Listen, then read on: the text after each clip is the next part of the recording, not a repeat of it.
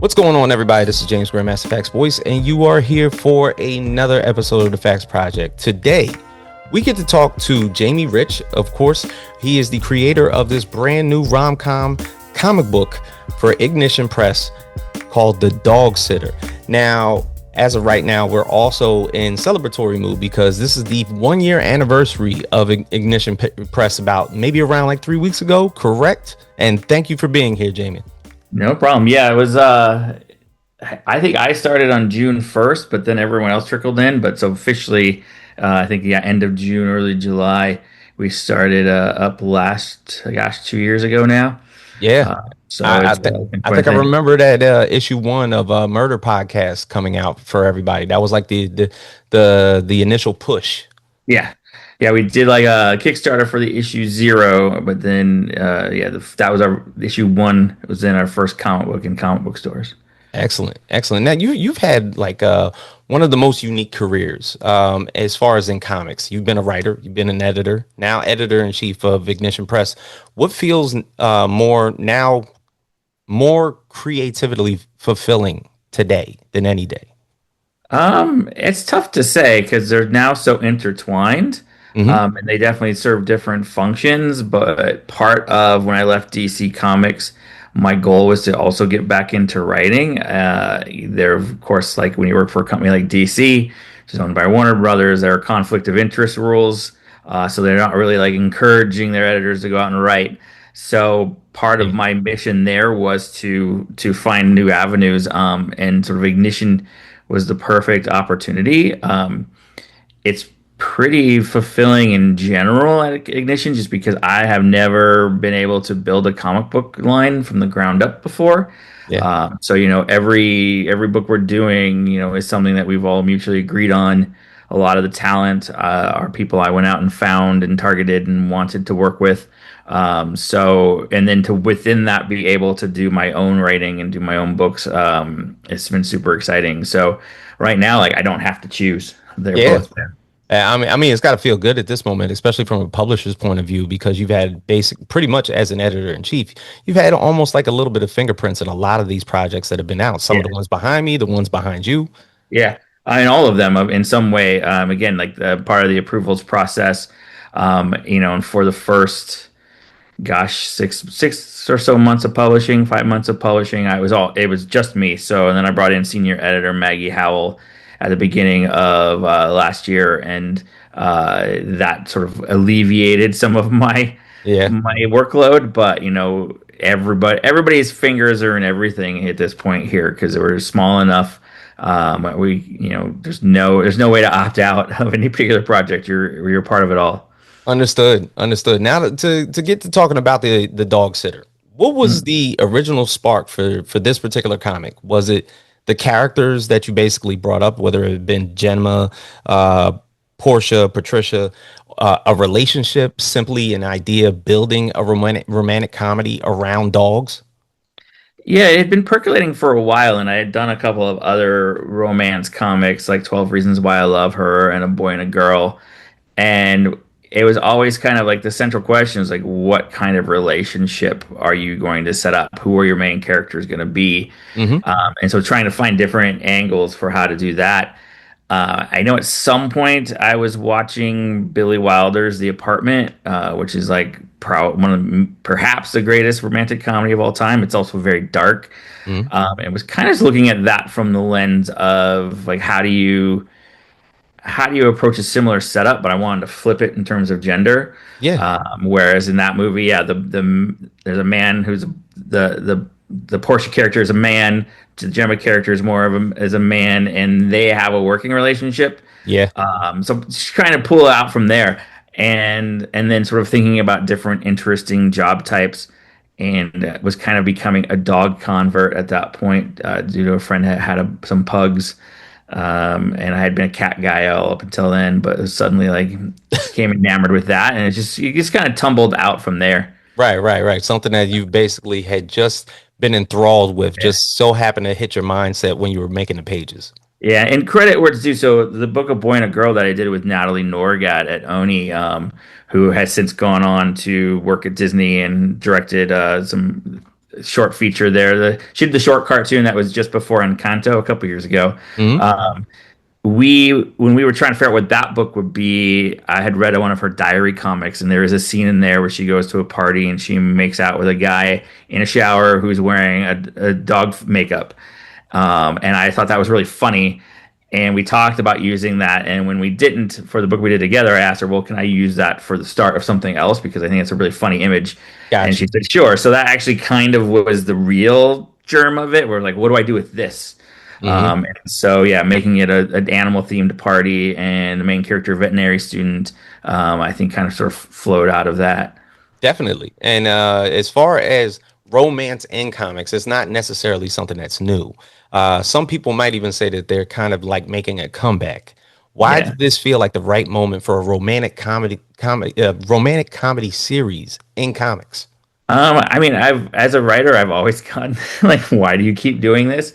There's a great tradition of romance in comics. Jack Kirby is often, I think, credited for creating the romance comic.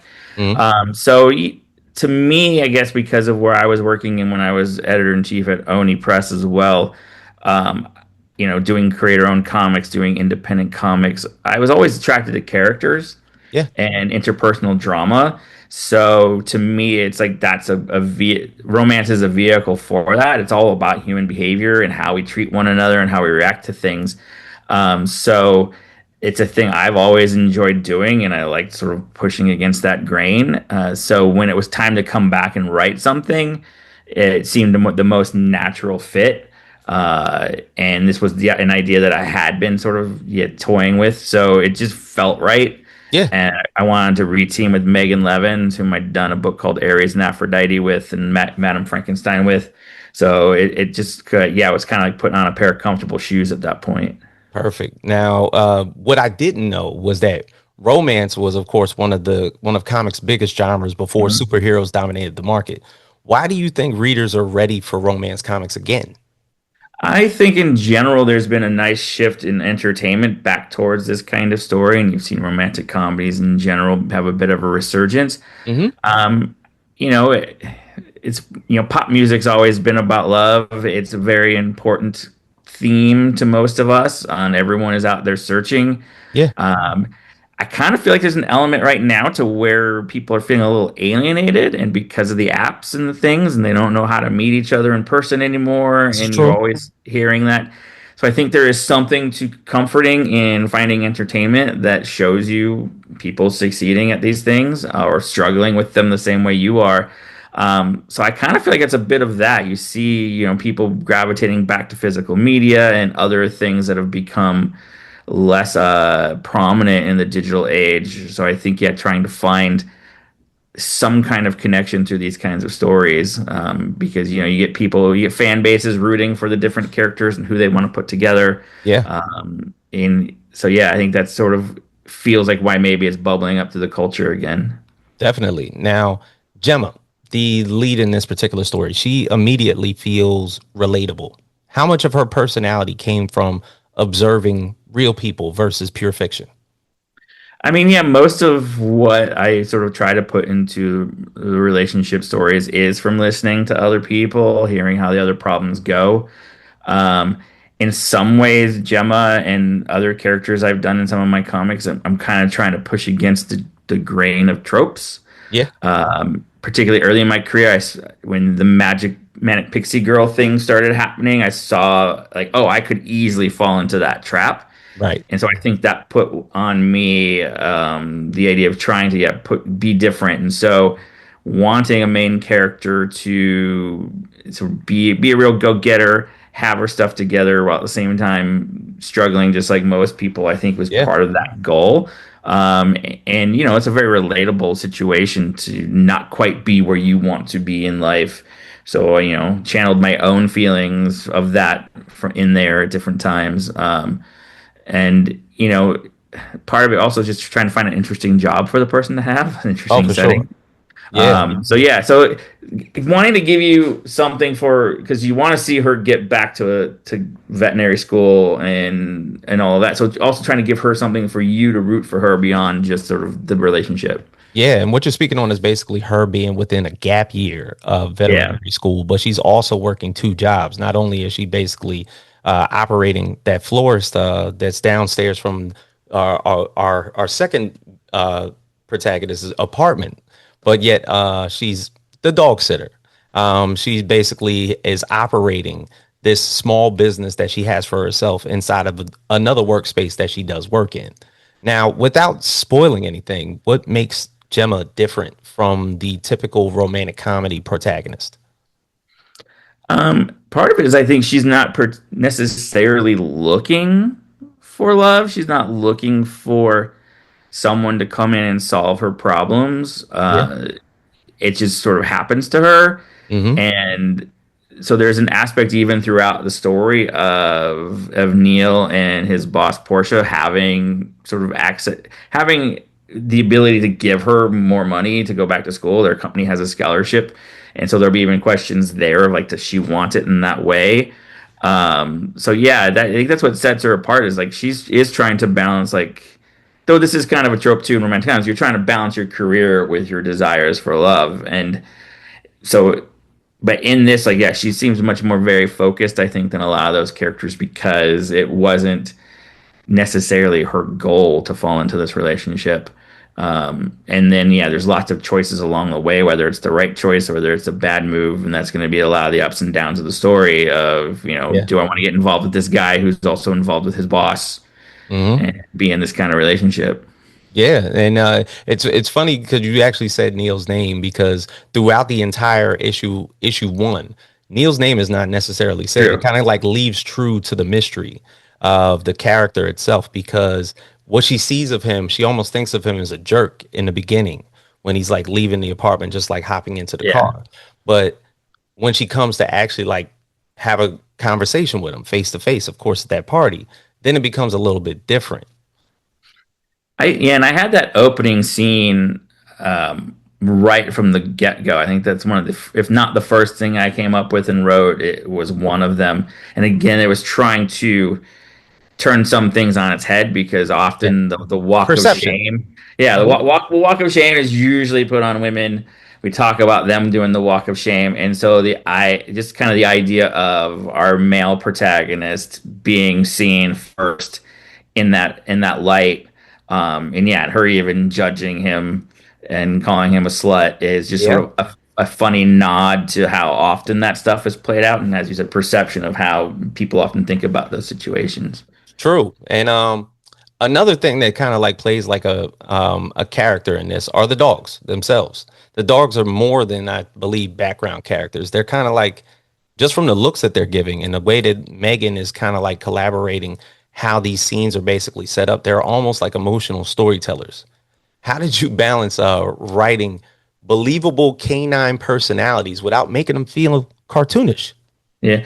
I mean, a lot of that credit goes to Megan, and if you even follow her on Patreon, she does comic strips about her own dogs, Ah, including her three-legged Boston Terrier, and then I'm not sure what her other dog, what kind of dog he is, but he appears actually on a couple covers of the book because he's a yeah. very interesting looking dog. So yeah, she's brought a lot of that to it in terms of what knowing dogs' body language, knowing their expressions. I'm sure she's having fun doing the research. We actually have a Dropbox folder where all the Ignition employees dump their pets into there, so she wanted to use those. My friend Joel Jones's dog Becky makes an appearance in issue two, stealing a dog from Patty. What I discovered and didn't realize going into it is that yeah, they're convenient to have around when you need something for that moment, particularly in comics, Yeah. which needs to be visual, and you have a lot of talking in a romance comic. So going to out on a date to the dog park like they do in issue two, you can cut away, show the dogs doing other things. It keeps it visually interesting, or yeah, they provide a moment of distraction. Um, you know, I think it turned out really well in the comic. But one of my favorites is there's a point where Neil's putting out his hand Right. for a shake, and the dog puts the hand in there Dog too, puts and his that was hand there just kind of too. like yeah. So it keeps it moving. So yeah, being a round dogs, I've seen enough of their behavior. Yeah, they they provide all kinds of comic relief.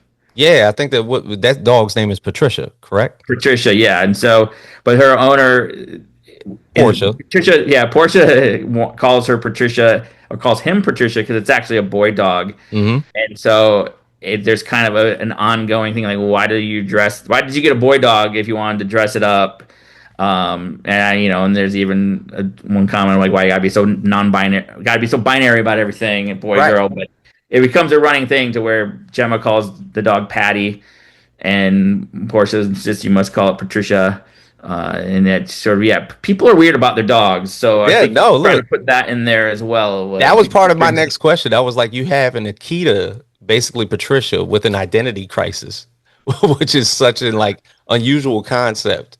But because he's wearing like a pearl necklace and everything like Yeah, that, and she's yelling when you hear Patricia for the first time, he's like, wait a minute. yeah, yeah. It's just it also puts in, I think, some level of character that Portia is very controlling Okay. and wants to control a certain situation. I don't know if I thought about it that hard when I wrote it. Sometimes Hmm. that stuff just happens, and you look back and you're like, oh, you can put the pieces together and pretend that you're smart. Yeah. Some I think a lot of it was just kind of was making me laugh at the time. Okay. Good. Now, the humor and heartfelt emotion often exist side by side in some of the work that you've done. I can kind of like see that where that's bubbling up in the dog sitter itself. Is that balance something that you can consciously structure, or does it naturally happen during your scripting? It's a little natural. Like I rarely try to write directly comedy because I find that hard. Hmm. I like to think I'm a funny guy, but if you tell me to be funny on the spot, I'm not going to be. And Yeah. it all comes out of just sort of just talking. And so, again, being a dialogue driven genre, it just sort of comes up. And yeah, I like to think that I've hit pretty good notes here on the rom-com, but like I said, in reference to Billy Wilder, it also gets a little deep, gets a little dark. It has been pointed out that most of my happy endings aren't necessarily happy. They might be happy for Oh, certain people. But I tried very hard in this case to sort of keep it light, to keep it mainstream, and really sort of hit like that classic Hollywood rom-com tone. yeah. But yeah, I'm sitting there. If I have to go like, oh gosh, there's a funny line. There needs to be a punchline here. That's like one of the hardest things to do. So I try Right. not to necessarily paint myself in that corner. And then I cut stuff. There's cutting room floor jokes that are just like, yeah, that was too much. Yeah. That was broad. Um, Yeah. I like to joke about when there was a cameo from Aaron Paul, Uh-huh. uh, Jesse Pinkman in issue 3 that I cut because he lives in Boise as well as I do, and where the story takes place. And I had people talking about him, and then he pops up behind them and calls them bitch, and I was like, yeah, that's too much. It cracked me up, but it's too much. Now, is that true? Because there was a line that you basically wrote in there. He was like, "I lived." She said, "I lived here long enough to know it's Boise, It's not Boise. Yes, Boise." correct. Okay, so And I that's a even real have her, thing. yeah, I even have her say something based on a real experience. They went to see this band explosions in the sky, and from the stage, the guy was just like, "We've come here like 3 times, and nobody's ever told us it's Boise, but you've been passively aggressively judging us the entire time that we've said Boise." And I was just like, "Yep, that's true. I've seen it. I've witnessed it." Luckily, when I was moving here, someone warned me right away, like, if you want to fit in, you got to know it's Boise. It's an Gotcha. S, not a Z. Well, that kind of collaborates with my last name. My last name is Boyce, Right. and so it kind of fits. Now, as far as like tone, what you talked about, is this probably your first time writing a love triangle in one of your stories? Yes, I think so. There have definitely been like, particularly in the novels that I did, like romantic characters moving in and out, but as a Hmm. strict like love triangle, Right. yes, this is the most direct. And then yeah, grappling a little bit with that in terms of like from what I've observed and experienced, sometimes people get caught in those that don't want to be, but you've got to Right. figure out like how much do I want the other person that I put up with this? Yeah. And yeah, and definitely, Neal is putting everyone in a compromising situation in it's his own way. So, it made it definitely more interesting in terms of like trying to find that conflict of, what Gemma has to pick from and what her choices are. Yeah, it's almost like when you're basing this through the genre of romantic comedy, you're almost because there's a love triangle involved, you're checking a whole nother box because now there's going to be a lot more emotion involved in this, especially if somebody gets a little too attached. Yeah. Yeah, there's always the option, there's the possibility of jealousy. In any sort of relationship like that, people have to be very sort of, I don't know if progressive is the right word, but accepting.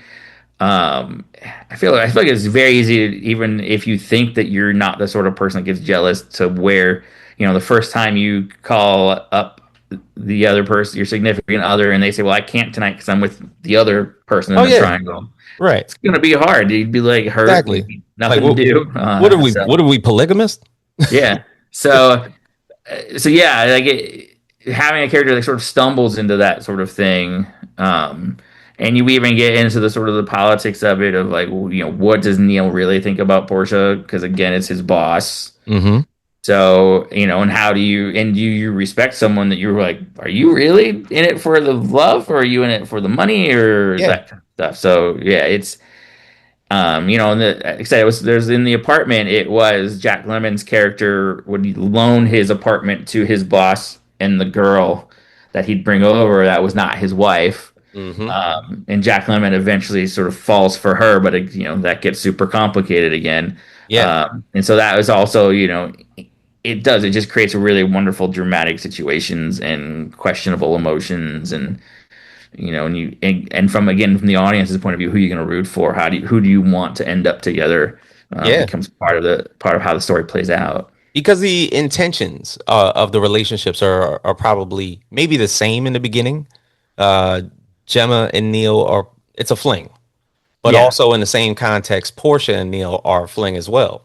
But yeah, it just so happens that Portia is this leadership type. Of course, she's a very demanding boss. And Neal has to apologize to her when he's even a little late. He's got to send the flowers and everything like that. So there's a yeah, build up, of course, with Gemma and Neal that he doesn't have to cover his tracks or anything or beat around the bush like he is when he's with Portia. yeah, yeah. And I sort of like the idea too. If you've got these two women who are on definitely different opposite sides of life in terms of their career and where they want to be, and the older woman who's successful and is a boss and running a bigger business, and then this young hustler trying to figure it all out. And Hmm. and kind of what you ultimately do end up to looking at in these sorts of stories is, well, who really has it all figured out? Who's Yeah, who's the smarter one at this point? And so we get into that as well down the road, because the three will definitely come together at some point, even though in the first few series there's no scenes with them all right. together at the same time. I can imagine. Now, we've seen the rise of book talk and romantasy novels. Do you think that comics can capture the same audience? I think so. There's an interesting aspect of some of this stuff that I have talked about previously when trying to actually, as an editor, ascertain, should we do romantasy? Should we pick up popular titles to adapt? Hmm. Is and you want to listen in movies as well. Is part of the thing with prose is the reader kind of can create their own image of Yeah, who the person is. So particularly if there's one that you're reading and you're having feelings about, which a lot of the romance readers will, they're going to see it in a certain way. So there's a challenge in the comics to be like, how do I present those characters physically in a way that will make those readers feel the same way. If you're building it from the ground up, you kind of don't necessarily have to worry about that as much because you're creating the notions instead of dealing with the preconceived ones. yeah, But I do feel like there's been a lot of talk, and I think even some shift into romantasy in comics, particularly in the webtoon yeah, arena. So yeah, I envision that coming around more and more.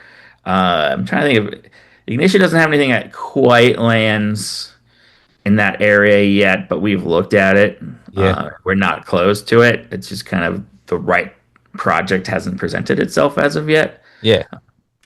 You Is know, it? there's a Oh no, little no. bit of stuff going on like Prima Apparata, but I wouldn't call that romantasy. That's more of a crazy sci-fi I manga. I read I think the first 15 pages of that was Yeah, available to me, and I thought that that was amazing as well. that book's gonna be that book's incredible, and the writer Olivia Dufault is going to be, I think, a major talent. Her work it's some of the most accomplished and astonishing work that I've seen in a long time, if ever, in my comics career. She had worked in television. Yeah, Um, it's funny because when she pitched her stuff, we got the pitches and we're like, these are weird. I don't understand these. Like Prima Apparato, like yeah. it's a school in space, but it's for ballerinas, but they're in giant mecha and they're dancing for gods. Like what? Hmm. And her agent mentioned that she had a graphic novel, another publisher underway, and I asked for that script and read like 40 pages. And was like, oh my god. Yeah. And so got her on the phone, and she explained Prima Apparata to us at the time, and we were like, yes, we're doing it. And she had another pitch, and she explained like, yes, we're doing it. So we've got like multiple things going on with her, but and then having Rebecca Isaacs pop up at the Hmm. right time to say, hey, I'd like to get a project going. We're like, it's It's yeah, it, the it's book's gonna hit. beautifully done. Yeah, I gotta say that. Me personally, my daughter is in the dance world, so that kind of like drew me in like the first 2 pages, and I was just like, I'm stuck from there because I know how demanding and how killer that world can be. yeah. And so like, but then outside of that, there was the storyline behind it, and it was like, oh, all right, See, and for me, that's gratifying to hear, like, my daughter loved this. Or with the dog sitter, when I sent it to Colin Bunn, he says, not my thing, but my wife read it, thought it was great.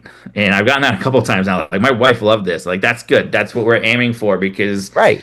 different audience than comics normally, but we need more types of people in our industry to be reading this stuff. For sure. Now, back to, of course, romance. What makes it particularly effective in comics compared to prose and film that we're seeing? That's a good question. Um, Part of it is again just the nature of the visuals, and Hmm. you can linger on a visual in a comic to where so if you love the big kiss page, you Yeah. can linger on it, whereas in the movie it goes right by. Hmm. But yeah, I mean, it always comes down to the level of engagement that comics have. And while, like, say, prose, yeah, you have to imagine the pictures in your mind. It's in comics, it's always the Scott McCloud aspect of you're filling in a lot of the blanks. Like we're providing the moment, and you have to bring the rest of it to life. Yeah. And then unlike film, yeah, you have control over the pace. You have control over how it moves. Um, you know, it's also quick. There's a shorthand that you have to use in comics to use the space that I think sometimes helps as well. And because emotions are very fast and Yeah. immediate, and so trying to get in on that as well. Um, but Excellent. yeah, it's a tough question to answer. No, no, no. I think you explained it perfectly. Now, even outside of that, because of your title as editor in chief, how do you separate writer Jamie from editor Jamie? It's luckily since I think I've had enough experience balancing both. Hmm. Um, I've been able to figure out where some of those lines are. Uh, Previously, yeah, I'd never actually worked at a place where I was also writing because I held off quite a bit. When I was at Oni, I didn't want to just be like, oh, I'm going to force my own stuff into there. Yeah. And initially did prose and published it through different avenues before we brought it in. But in this case, yeah, it started off when Eric Gitter came and started Form Ignition, our CEO. That was one of my stipulations. I want to be able to do this. Yeah. But I also wanted I wanted to be edited. I wanted to be treated like any creator. So we have the same thing with Jeremy Hahn, our creative director who writes the Beauty and Murder Hmm. podcast. So now when we do the proposal process, I give it to my editor, he gives his stuff to me, and we don't have the same kind of meeting we have to discuss things. Yeah. Uh, we instead allow everyone to talk about it offline and anonymously so that nobody's like, oh, you're the one that hated it. Um, So yeah, trying to make sure that we're vetting the ideas the way we would anybody else's, and not just being like, this is the thing I'm doing. Yeah. Um, so it's a challenge. And then yeah, I mean, it's funny. I have pretty strict ways of doing it. So I write on my personal computer. I send it to Maggie through my personal email, and try not to stick my nose in throughout the day and let her do her job. It can be hard because you're like, oh, if I could just get in there. Hmm. But again, just trying to make sure everything is fair and I'm getting the same treatment as everybody else, not necessarily forcing my own things into an opportunity. So yeah, sometimes it's not volunteering my own book. Like, oh, this would be someone wants something for this, that mine would be perfect, and I Yeah. have to let other people do that. Uh, so hopefully, yeah, I'm doing a good job and not being a beast about it. I've dealt with enough creators as an editor that I am always actually mindful of things that have been done to me and how Yeah. people have acted towards me, that I'm like, I'm not doing that. And there are folks who have done both things that I have seen behave in such a way to where you like, do you remember what this job was like? Do Hmm. you remember? And I don't ever want anybody thinking that about me. Gotcha. So yeah, just try to live by the golden rule in that regard. Definitely. Now, amidst of all the projects that have come out through Ignition Press, there have obviously been, because you're the editor, there have been a lot of pitches. Mhm. What kind of stories have excited you the most when creators pitch Ignition Press? It sounds like a sort of a canned answer, but the reality is what we're usually trying to find is stuff that people are excited to set, the stories they're excited to tell themselves. Hmm. Um, something, because if you're passionate about this thing and it means something to you, Yeah. then we can get behind it in the same way and show to the audience like this is a meaningful and exciting project. Um, the joke often is like, show us the things that you think no one will say yes to because we might do it. Bring us the idea you're scared because it's so off the wall, and kind of opening stuff up that way and being open to just about anything, I think has actually energized the readers, or not the readers, the writers, in terms of like, oh, I can tell this thing. It is important to me, and I do want to tell it, and I've been waiting for the right place to do it. Right. You got Roots of Madness behind you. I mean, that was a perfect example of having a meeting with Stephanie in person. And she came to a convention in Boise, and we went out for breakfast. And I talked to her about the company, and she picked one project that actually sounded pretty good. And I was like, all right, let's write that one up, and I'll talk to everybody else. And then she went home, and she's like, I got this other idea, Hmm. and it was Roots of Madness. And it's like, this is exactly the sort of thing I was hoping you would pitch. This is the sort of thing nobody else is going to do. Nobody thought of that. Yeah, and so that was the thing, is like, bring me the story that only you can tell. Which is advice I got years ago when I was sort of struggling of like, why is nothing I have hitting? And I talked to the writer Steven Siegel, who many know as like one of the co-creators of Ben 10. He's part of Man of Action, Hmm. and but he's done a bunch of stuff and done a bunch of comics that I really admired. And that's what he said. He's like, you've got to come up with ideas that they can't fire you from. Yeah, for It has to sure. be the idea only you can do. Like, you can do and it was no shade against Madame Frankenstein. We had just done Madame Frankenstein. He's like, anybody can do a Bride of Frankenstein story, not the way you would do it, but Yeah. anyone can do that. Anybody can do What that. are, what are the things you can do that nobody else can do and that they can't remove you from? And that is kind of when people are asking what they should do. I try to give that advice out as well. Yeah. And you kind of see that across the board with a lot of the titles that have come out through Ignition Press. With Yeah. Showdown reminded me of the old movie 3 O'clock High. Yeah.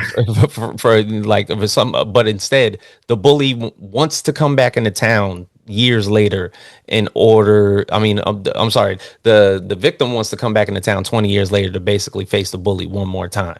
Yeah, and and Dave Wilgus and we worked together at DC. He was an editor there as well, and he left to pursue his writing career. And so when I reached out to him, yeah, it was a similar thing, and he pitched several things, and Showdown was the one we picked out of it at first because part of it was like I knew how personal it felt. I Mm. knew it was set where he came from, and in talking to him, he had been working on it for a while. It had gone through different iterations, and even I think at one point someone was like, "You should do it as a horror comic," and he tried, and it's like it just wasn't the way it was supposed to Yeah. be. No, this felt more And real. There was a lot of yeah, grit to it. yeah, and so I mean that was the easiest book to edit because he knew it, and it came in, and it's like it's there, it's on the page, and outside of a tweak here and there, Dave just really had all the beats in there. Again, talking about emotions and behavior, it's a real character drama, and at the time it was it might even still be like our most grounded comic book, and I there would was say even so.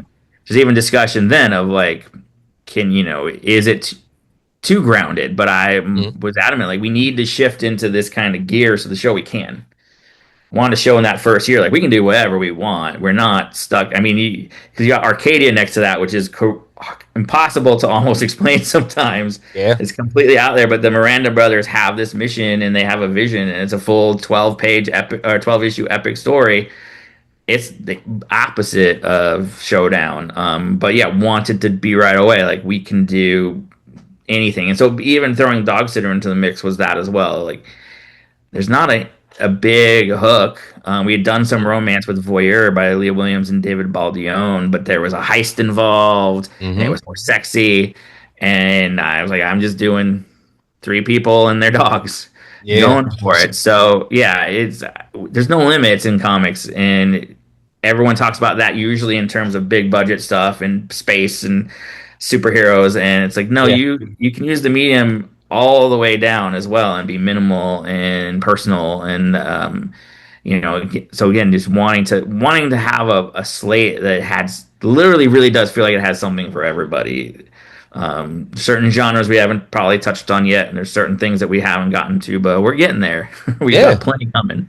And I will say what we're now a couple weeks away from San Diego Comic Con, and it's almost with the year anniversary of Ignition Press. You're doing the release schedule again, to Yeah. where all these brand new titles, these brand new additions to the company are basically happening. Whether it's brand new creators, brand new staff, there's a lot of news within the company, and to be a part of that, it's got to feel like something. Yeah, it's really, I mean, there's been a lot of momentum. I've never worked on this many projects at the same time at any company. I mean, I've got stuff I'm working on that's not even on the schedule. Mm. I've got stuff that's well into next year, in terms of what is on the schedule. We've launched, since we started, we've launched about two titles each month. Yeah. And we're at that level now, and we're at least 2 to 3 publications a week, which is wild for again the amount of size of the staff we are and the amount of time we've been doing it. And I think we've hit a pretty high bar in terms of the quality of the books, in terms of both the work the work on the page and the pages themselves. Like the comics feel good in your hands. Yeah. So it's a testament to all the people we have here. I mean, we've got three folks in our sales and marketing team, two designers, four people in editing, a print manager, a publisher, his executive assistant, and our creative directors. It's like not a lot of people. Yeah. What we're doing. Hey, look, man. But the thing is, there's got to be, I guess, a resounding notion that everybody has a belief in the product. Yeah. And like with the creative slate, we are trying to create a company. I mean, our slogan has been creating comics differently, trying to create a place where people have agency. They have Hmm. the ability to sort of speak their minds, to talk about the books, to have a say in what gets made. There have definitely been pitches that came in that maybe I was interested in and nobody else was, for different reasons. Yeah. So trying to do that and trying to represent our staff in the books so that they find things that, because we're all kinds of different kinds of people are working here, and so trying to find things that speak to everybody in that regard too. A lot of people like to knock on the idea of diversity these days, but different kinds of stories Exactly. make everything exciting. If it was all just the same old thing anymore, then yeah, what would be the point? Like, I don't need to create another Batman. You got plenty of Batman. Exactly. I've worked on him. I have nothing against him, but I don't need to replace him. No. But yeah, no one's read a story like Roots of Madness. No one's read a story like Showdown. So trying to find those kinds of things, I don't know if you've seen Just Brutal by Dennis Hopeless and Bram Ravel, but that family in there is not, and that's got superhero-y stuff to it. Yeah. But that family in there is like, not one you see in comics all the No. time. A mixed race family, different kinds of kids. One is very straight laced and anxiety, and the other one, she says ADHD is my superpower. And Dennis Hopeless really understands family dynamics like no, like almost nobody else in comics, and is just that book is going to break a lot of hearts by the end because a lot of a lot of stuff happens that is heavy and meaningful, and it's not just like we got to stop Farquhar the Fleshless from taking over the world. That like it changes them Yeah, as a family and as people. So that's, I want to hit you in the feels when you're reading our comics. I don't want it just to be you know as much as escapism is an element of comics. I want it to mean something to you when you walk away. for sure. Now, just some fun questions. If you could have any comic book dog as a pet, who would it be? I mean, I'm a pug guy. I got my pug is sleeping right here. So, Mike Norton's battle pug. I have my own giant pug that I could ride around. Would probably be all right. I like the black pugs though, so that Yeah. would be the one change I would maybe ask Mike for. Um, but yeah, that would probably be my favorite comic book dog. Would you consider Lockjaw a pug? Pretty close. I think he's more of a bulldog. Right. Uh, If I could find it, I have a hilarious video. There's this studio when I lived in Southern California. There was a studio in Burbank that had a giant. They must have been where they made the Inhumans at some point because they had a giant lockjaw statue Statue. outside, and I got a video of Huck barking at it, pissed off, like, "Who is this dog?" And it towers over him, but he is just like, "No, I will destroy you." So we have some history with Lockjaw for sure. For sure. Now, Gemma seems to be very good at what she does. If you had a fictional character, who would make the worst dog sitter? Oh my God. Uh, that's a good one. I mean, you can see behind me, I worked on the Teenage Mutant Ninja Turtles. They would probably be pretty bad dog sitters because they're very chaotic. Yeah, Um, they probably think it would fight. It could fight. yeah. The X-Men never had a dog. They just had Yeah. Lockheed. So, yeah, I wouldn't leave my dog with Scott Summers. Hmm. I'm not a Cyclops. Don't want to leave Now, anybody with Scott Summers. I'm not a Cyclops guy. was there anybody that you had in frame of mind when you thought up Gemma and Portia?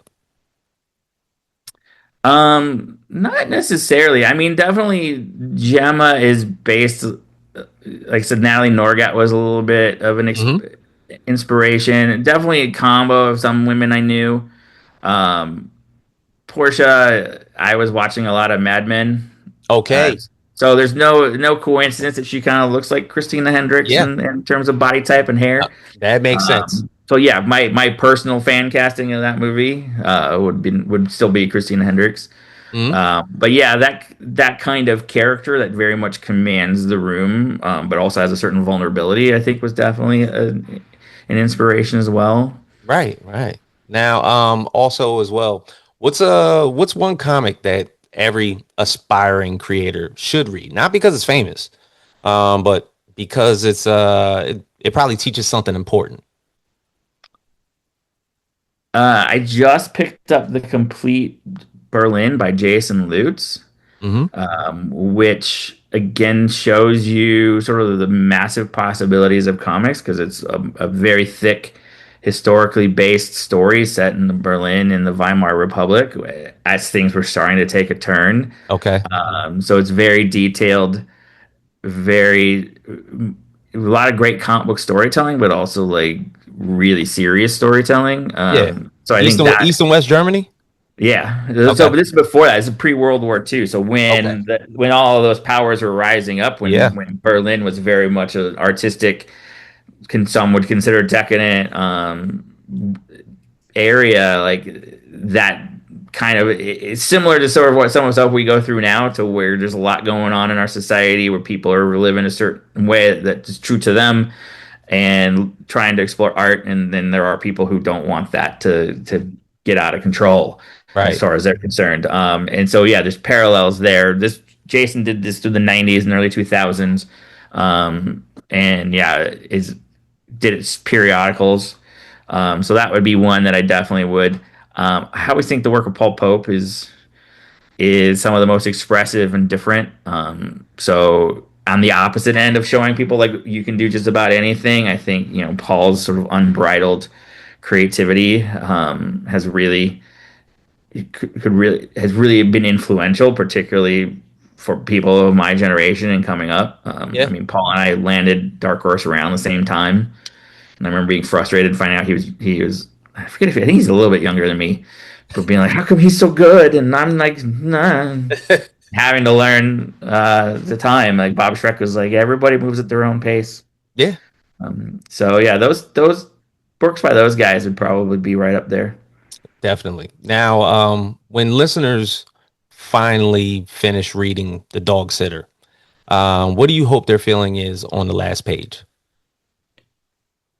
Happiness.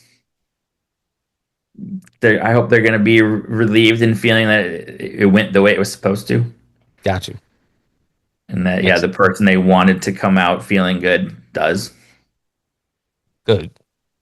Jamie, I appreciate your time. Thanks This for has having me. been an excellent talk. What is it? Right now, we're just past issue one. We're now in the FOC phase for issue two. When is FOC for issue two? Issue two FOC'd already, so that will be out in a couple weeks. We're actually unlike a lot of publishers, we're on a 6 week schedule. Oh, okay. So when a book hits the stores on Mhm. Wednesday, if you go pick it up, that means the following Monday it's on FOC, Got you. and that is for retailers, so they have that little bit of a window to see how it's going, Yeah, and see how much they sold, as opposed to a lot of the guesswork they have to do, because a lot of publishers are the opposite. They FOC the Monday before they go on sale. correct. So you're guessing what your net issue is going to sell. So we're hoping and have seen some good example that keeps the sales from dropping as much, because we're aiming at readers that stick. Mm, Kind of why we're not playing. We only do a little bit of the variant cover game, because you have a steep drop from number one to number two yeah, when you've got like big incentives and 1 in 50s and all of that. So that works for other people, but I think we're too small yeah. to play that. So also, it's a pain in the ass to get so many covers. Oh my god! Oh, I can imagine. And everybody wants the same cover artist. Like Hmm. I got an Arcadia cover by Jenny Frison that took like she's like, well, I have a window 6 months from now Yeah, that you can have. I was like, that's mine then. Yes. So it's a challenge in general to compete. Particularly when you're doing comics they've not heard of and with characters they had never seen. So yeah, it's been, luckily I have enough connections and creators also know each other, so I can get good people. I have to give credit to Maggie Howell, because all the dog sitter variants are artists drawing their own dogs. yeah. So we've got Cully Really? Hamner. Yeah, so we're putting them in the back. So Cully Hamner, Joe Quinones, Mike Norton, all of them, yeah, are drawing their own dogs. That was her idea. So it's like draw your dog getting into trouble. Jay Lee did Hmm. his was awesome and silly. So yeah, that was kind of our goal. So that also helps. Like, hey, you want to draw your dog? Because the dog lovers that are out there, of course, are like, yes, I do. Oh my God. Sir, once again, it's been amazing. I appreciate your time. I look forward to issue three, as well as getting issue two in my hands. Uh, Good luck, as well as in the next couple Thank weeks you. for San Diego Comic-Con. I know that's going to be a big boatload as far as like promotion, and a lot of people, of course, getting to know the company one more time, especially at a big convention. So good luck as well to you and the Thank you. rest of the team going down there to California. And I look forward to seeing what you guys do next. Awesome. Thank you. Thanks for having me. Absolutely. So for all of us here at the Facts Project, Jamie Rich, editor in chief over at Ignition Press, Dog Sitter issue two is going to be coming out in the next couple weeks. There will be, of course, the FOC right after that, as he said, that following Monday for issue 3. So if you have your chance to get out there, go out there and get that as well. For everybody here at the Facts Project, we will see you guys next time. I am James Boyce. We will see you once again next week. Thank you. And we are out.